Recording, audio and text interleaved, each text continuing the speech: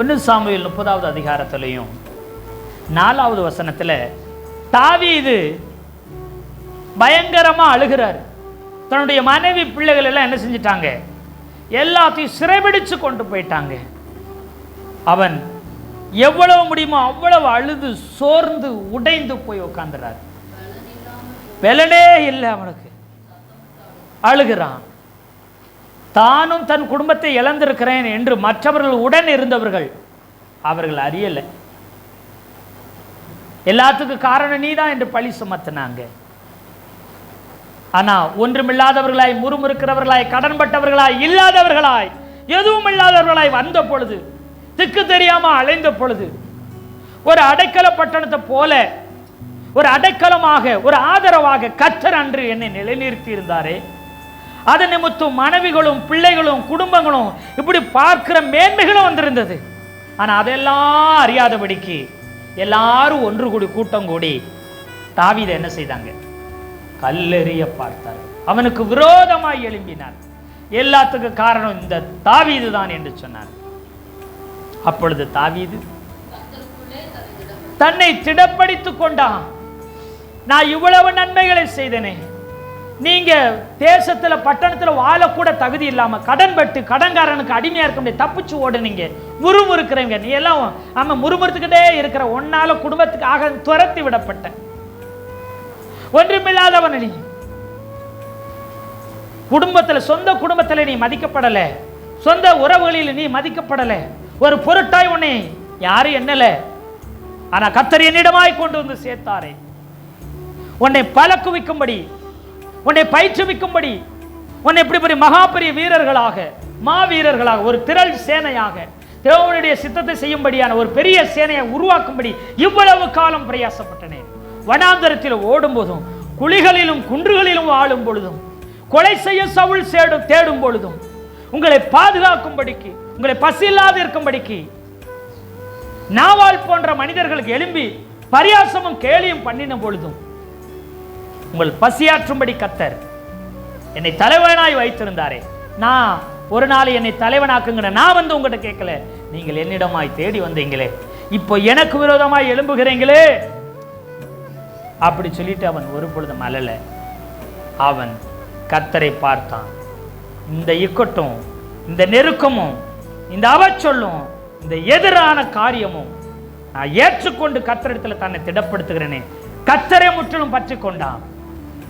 எத்தனை பேர் ஆமென் சொல்றீங்க? முழுசா கர்த்தரை பார்த்துக்கிட்டான். 400 குடும்பங்கள், ஆயிரக்கணக்கான ஜனங்கள், ஆசி சொத்து, அதெல்லாம் அவர் பார்க்கல, கர்த்தரை பிடித்தான். அல்லேலூயா.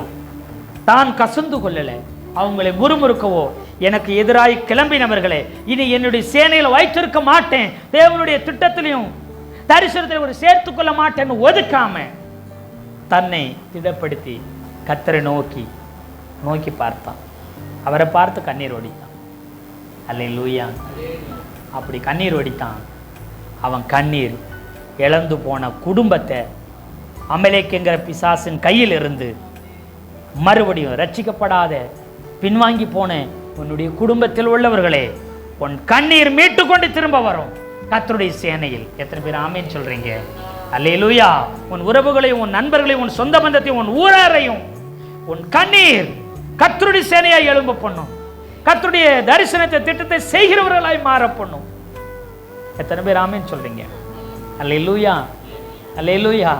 அமலேக்கியர்களை கொன்று வெட்டி வீழ்த்தி அவன் எல்லாவற்றையும் திருப்பி கொண்டு வருவார். ஒன்றும் இழந்து போகல. கர்த்தர் உங்களை பார்த்து சொல்றாரு, நீ எத்தனையோ உதவிகளை, நன்மைகளை, ஊழியத்தை, எத்தனையோ தியாகங்களை, பாடுகளை சகித்து இருக்கலாம், ஆனா நீ ஒன்றையும் இழந்து போக மாட்ட, எல்லாவற்றையும் பல மடங்கு திருப்பி கொள்ளுவாய். எத்தனை பேர் ஆமென் சொல்றீங்க? அல்லேலூயா. ஆனா யாரையும் கசந்து கொள்ளாது. கர்த்தரை நோக்கி பாரு. தாவீது கர்த்தரை மட்டும்தான் நோக்கி பாரு. அல்லேலூயா. அதனாலதான் பாருங்க, அந்த 30வது அதிகாரத்தில் பாருங்களேன், இந்த கடைசி பகுதியில் பாருங்க, 26வது. அதுதான் அதான் பாருங்க. தாவீது சிக்லாகுக்கு வந்த போது கொள்ளையாடினவைகளிலே யூதாவின் மூப்பருக்கு சிலவற்றை அனுப்பி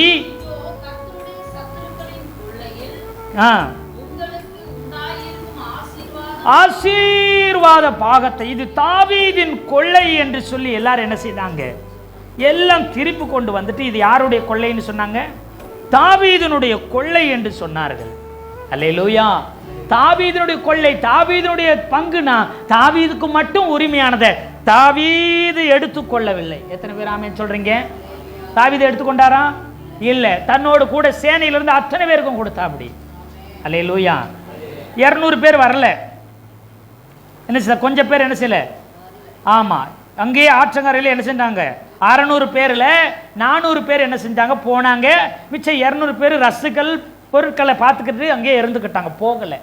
திருப்பி வரும்போது சொல்றாங்க, 400 பேர் எங்களுக்கு மட்டும்தான் பங்கு, அவங்களுடைய மனைவி பிள்ளைகளை அதை மட்டும் கொடுத்துருங்க, அவங்களுக்கு பங்கும் கிடையாது, கொள்ளையில ஆசீர்வாத பாகத்துல அனுபவம் கிடையாதுன்னு 400 பேர் சொன்னாங்க.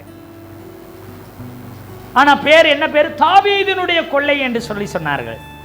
அப்ப தாவீதின் கொள்ளைன்னா யாருக்கும் பங்கு கிடையாது, யாருக்குமே கிடையாது. ஆனா தாவீது என்ன சொன்னார் தெரியுங்களா, அந்த 400 பேருக்கும் கொடுத்தார். அதோடு கூட அவரை விட்டு விடாதபடி அந்த ரசுகளை காத்துக்கொண்டு விடாய்த்து சோர்ந்து உட்கார்ந்தவங்களை பார்த்து அவர்களுக்கும் அதை பங்கு என்ன செய்தாகணும், கொடுத்து விடணும் சொன்னார். அதோடு மட்டும் விடல, மூப்பர்களுக்கும் தன்னுடைய ஜனத்துக்கும் என்ன செய்தாரு, சிலவற்றை அனுப்பி கொடுத்து என்ன செய்யறாரு, ஆசீர்வாத பாகம் என்று சொல்லி கொடுக்கிறார்.